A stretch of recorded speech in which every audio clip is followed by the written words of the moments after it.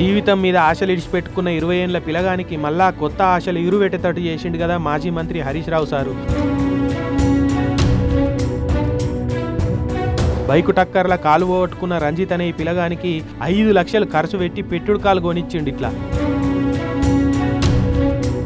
సిద్దిపేట జిల్లా పెద్దకోడూరులో ఉండే రంజిత్ అనే 20 ఏళ్ల పిలగానికి నడుమల బండి టక్కర్ అయి డాక్టర్లు కాలు కొట్టేసిరట.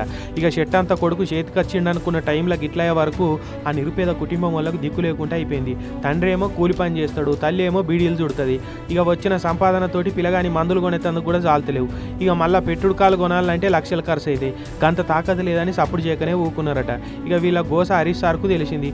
ఎంబడే తెలిసిన వాళ్ళతోటి మాట్లాడి 5 లక్షలు ఖర్చు పెట్టి పెట్టుడు కాళ్ళు కొనిచ్చిండు.